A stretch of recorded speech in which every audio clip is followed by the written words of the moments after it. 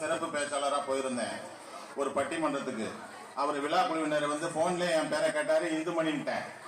ஆனா என் பேரை எப்படி தெரியுமா போட்டிருந்தாரு, ஊரு பூரா போஸ்டர்ல இந்துமணின்னு போடுறதுக்கு பதிலா குண்டுமணின்னு போட்டாரு.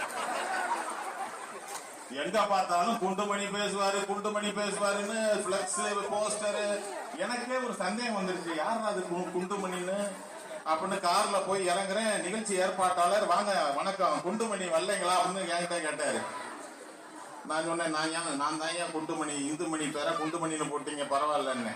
அந்த மாதிரி பொறாமையா இருக்கு. இந்தியன் கிரிக்கெட் டீம் கேப்டன் மாதிரி இருக்காரு சார். உங்களுக்கு நன்றியை நான் தெரிவிச்சுக்கிறேன் சார். ஏன்னா அறிஞர் பெருமக்கள் எல்லாருமே இந்த பள்ளிக்கூடத்துல படித்தீர்கள், எல்லாரும் மிகப்பெரிய உயர்ந்த இடத்துக்கு வந்திருக்கீங்க. நான் ஆச்சரியமா பார்த்த ஒரு விஷயத்த சொல்லிட்டு என் பேச்ச தொடங்குறேன். எல்லோரும் உங்களை நன்றாக வளர்த்திருக்கிறது. ஏன்னா நான் போய் என் பள்ளிக்கூடத்துல என் கதையை சொன்னா 1.5 மணி நேரம் சொல்லுவேன். எனவே அறிஞர் பெருமக்களை மீண்டும் வணங்கி நீங்க உட்கார்ந்துங்க. நான் பேச்ச முடிக்கணும்னா மெதுவா சட்டையை பிடிச்சி இழுங்க. ஆனா மெதுவா இல்லைங்க. ஒரு ஊர்ல அப்படிதான் அப்படியே போத்து இழுத்துட்டாரு. அங்க போய் உருட்டிக்கிட்டு விழுந்தேன். ஏன்னா டைம் வந்து நிறைய இருக்கு. ஆண்டு விழா, குழந்தைங்க எல்லாம் சூப்பரா எல்லாம் மேக்கப் போட்டுக்கிட்டு இருக்காங்க. அதனால நான் பேசுறேன், உங்களை சிரிக்க வைக்க தான் நான் வந்திருக்கேன். முடிக்கணும்னு சொன்னா யோசிக்கவே வேண்டாம். தலைமை ஆசிரியர் அவர்களே மெதுவா என் பின்னாடி வந்து முடிச்சிங்க அப்படின்னு சொல்லிடுங்க, நான் முடிச்சுக்கிறேன். வச்சது யாரு தெரியுமா? 25 வருஷத்துக்கு மேல நான் இந்த மேடையில பேசிக்கிட்டு இருக்கேங்க. இன்னைக்கு அதோடைய அர்த்தத்தை இந்த மேடையில சொன்னா பொருத்தமாக இருக்கும்னு நான் சொல்றேன். எனக்கு இந்துமணின்னு பேர் வச்சதே ஒரு இஸ்லாமிய நண்பர் தான். நான் மணிபாரதின்னு ஆசி ஏதோ சன் டிவி வரைக்கும் நான் போயாச்சு. அதே போல முத பட்டிமன்றத்துல எனக்கு போட்டோ எடுத்து இந்த மாதிரி மேடையெல்லாம் கிடைக்கும். உங்கள் ஒவ்வொருவருடைய பொற்பாதங்களையும் தனித்தனியாக தொட்டு வணங்க நேரம் இல்லாத காரணத்தால் ஒட்டுமொத்தமாக வணங்கி மகிழ்கிறேன். ஆக உடனே சிரிக்கணும். எனவேதான் மகாத்மா காந்தி தன்னுடைய சத்திய சோதனையில் நகைச்சுவை பற்றி ஒரு கருத்து சொல்லியிருப்பார். நகைச்சுவை உணர்வை நான் வளர்த்துக் கொள்ளவில்லை என்றால் எப்பொழுதோ தற்கொலை செய்து கொண்டிருப்பேன். நம்முடைய திரைப்பட பாடலாசிரியர் மறைந்த கவிஞர் வாலி அவர்கள் ஒரு பாட்டுல சொல்லி இருப்பாரு, நீங்க கேட்டிருப்பீங்க அந்த பாட்டை. வயிறு வலிக்க சிரிப்பவர்கள் மனித ஜாதி, பிறர் வயிறெறிய சிரிப்பவர்கள் மிருக ஜாதி. ஆக நம்ம சிரிச்சோம்னா என்ன? நான் வந்து குழிப்பணியாரம் செய்ய தெரியுமான்னு கேட்டுவிட்டேன். அப்ப அவங்க என்ன சொல்லி இருக்கணும்? 22 வருஷம் ஆச்சு கல்யாணம் ஆகி, குழிப்பணியாரம் செய்ய தெரியும்னு சொல்லி இருக்கணும், இல்லன்னா தெரியாதுன்னு சொல்லி இருக்கணும். உடனே அவங்க அம்மாவுக்கு, என் மாமியாருக்கு போன் அடிச்சுட்டாங்க. இந்த மாதிரி மாப்பிள்ளை குழிப்பணியாரம் கேட்கிறாரு, குழிப்பணியாரம் செய்ய எத்தனை அடியில குழி நோன்றதுன்னு கேட்டா பாருங்க. எங்க மாமியார் கடுப்பாயிட்டாங்க. உன்னைய பெத்த பாவத்துக்கு 5 அடியில எங்களுக்கு நோண்டு, உன்னைய கட்டின பாவத்துக்கு அவருக்கு 6 அடியில நோண்டு வைகி போனு. ஆக அருமையான பாயாசம் கொடுத்தீங்க. 100 என்ன சொன்னார்? கனவு காணுங்கள் அப்படின்னு சொன்னார். எங்களை பார்த்து சொல்லல, என்ன மாதிரி ஆளை பார்த்து சொல்லல, உங்களை மாதிரி மாணவர்கள் இளைய சமுதாயத்தினரை பார்த்து சொன்னார் அப்துல் கலாம் ஐயா அவர்கள். அற்புதமான வரலாற்று சிறப்பு மிக்க பள்ளிக்கூடம், நூற்றாண்டை தாண்டிய வரலாற்று சிறப்பு மிக்க இந்த பள்ளிக்கூடத்தில் இந்த மேடையில் நான் பேசுவதே என்னுடைய பாக்கியமாக நான் கருதுகிறேன்.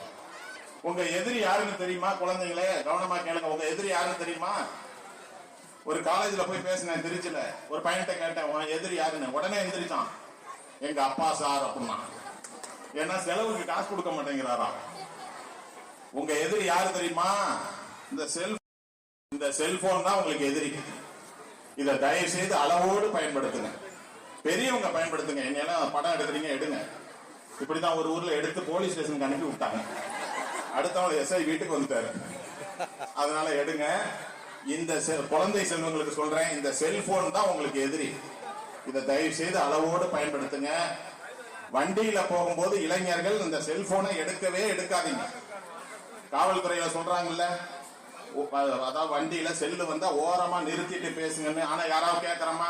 வண்டி நேரா இருந்த கழுத்தை கோண கழுத்தா மாத்திக்கிட்டு இப்படி மாத்திக்கிட்டு நான் வந்துட்டேன் வந்துட்டேங்கிறான். லாரிக்கு அடியில போய் கிடக்குறான். ஏன்டா இன்கமிங் ஃப்ரீ நாங்க அதான் போயிட்டேங்கிறான். ஆனால் பெண்கள் இவ்வளவு தாய்மார்கள் இருக்கீங்க, எனக்கு மகிழ்ச்சி. என்ன தெரியுமா பண்ணுவாங்க, அந்த அடுப்பையும் பத்த வச்சுட்டு செல்லையும் எடுத்துட்டு போயிடுவாங்க. ஏன்னா என் மச்சினிச்சி மெட்ராஸ்ல இருக்க ஹைகோர்ட்ல வைக்கலாம், மணிக்கணக்கா பேசுவார். எனக்கு என்ன பயம்னா, சாப்பாட்டுல எத்தனை தடவை உப்பு போட்டான்னு தெரியாது.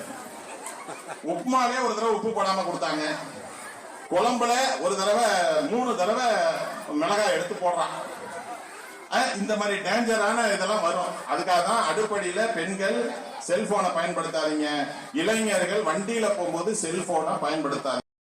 செய்தி சொல்றேன், இந்த செல்போன் கண்டுபிடிக்கிட்டு ஆம்பளைங்களுக்கே இல்லை, நம்ம தான் கண்ணாமதான் பேசிக்கிட்டு இருக்கோம்.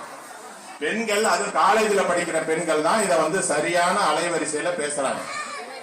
2 வாரத்துக்கு முன்னாடி கும்பகோணத்துல பட்டிமன்றத்தை முடிச்சுட்டு நான் பஸ் ஏற நின்றுட்டு இருந்தேன். ஒரு கல்லூரி முடிச்சுட்டு ஒரு பொண்ணு வந்து பக்கத்துல நின்று பேசிடுச்சு. சரி, என்னதான் பேசுது பாய் ஃப்ரெண்ட் அப்படி மெதுவா கேட்டேன்ல, சத்தியமா அந்த மாதிரி ஒரு மென்மையான குரலை நான் கேட்கல. அந்த பொண்ணு எப்படி பேசுனுச்சோ அதை சொல்றேன், அதே மாதிரி நாளையில இருந்து நீங்க பேசுங்க.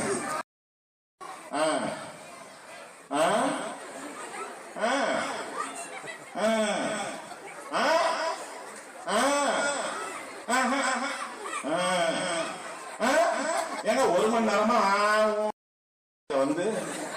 மெடிக்கல் ஷாப்ல போய் ஒரு ஜுர மாத்திரை வாங்கி போட்டுக்கிட்டு மெதுவா பஸ் ஏறி வந்தாங்க. இந்த தயவு செய்து, ஆனா இந்த ஊரை சொல்லல, ஒரத்தநாடு, தஞ்சாவூர் கிட்ட ஒரத்தநாடு, அங்க காலேஜ் பசங்க அவங்க தான் சரியான பேச்சு பேசுறாங்க. திருக்குறளை விட குறைவா பேசுறான், என்ன பேசணுமோ அதை மட்டும் பேசுறான். அந்த பசங்களுக்கு கை கொடுத்துட்டு அருமையா பேசுறீங்க தம்பிங்க. பசங்க தான் கரெக்டா பேசுறான், தான் வேலையெல்லாம் கிடையாது, சரியா பேசுனான். எடுத்தான் போனேன், டே மாப்பிள்ள கடையை சாத்திடுவாங்கடா சீக்கிரம் வாடான்னா. அவன் என்ன கடையை சொன்னான்னு அவனுக்கு தான் வெளிச்சான். மனசார பாராட்டிட்டு வந்தேன். ஏங்க தஞ்சாவூர்ல ஒரு வளர்ச்சி விருந்து வைக்கிறாங்க, 6 பந்தி 7 பந்தி. ஒரு எஸ்ஐ ரிட்டையர்ட் ஆயிட்டாரு, அவருக்கு இந்த வாக்கி டாக்கி வச்சிருப்பாங்கல்ல போலீஸ்காரங்களாம், ஹலோ ஓவர் ஓவர், ஏங்க அதை வச்சு பந்தி பரிமாறுறாருங்க. பார்த்து எனக்கு சிரிப்பு பாதி வைத்தடிச்ச பாதி.